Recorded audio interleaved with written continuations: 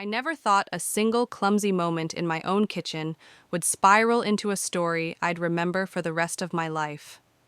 It all started on a warm Thursday afternoon in Springfield, Illinois, where life usually moved slow and predictable.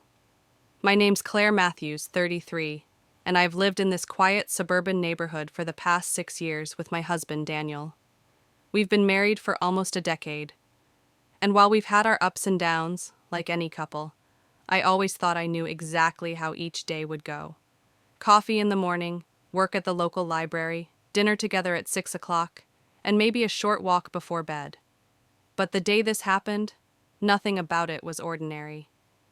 It began with the smell of lemon and rosemary filling the house. I was hosting a small dinner for my friend Megan, who I hadn't seen in months.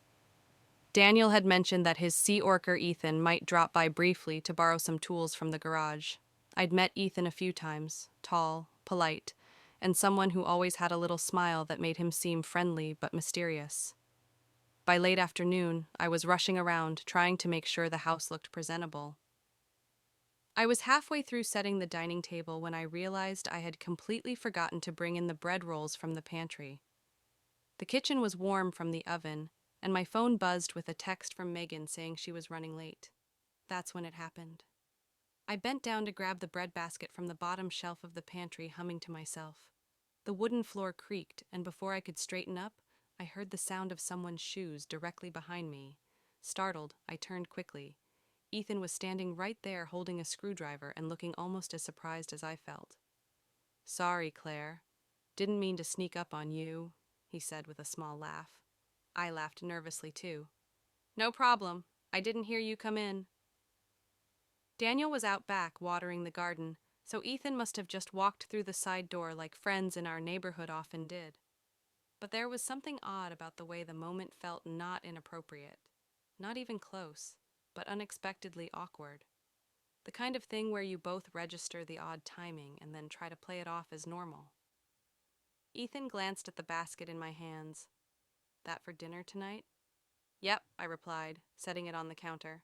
"I'm trying to impress Megan. She's a fantastic cook, so the pressure's on."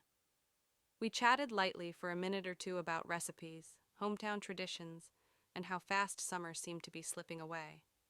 Then Daniel came in, drying his hands on a towel, and Ethan's face brightened.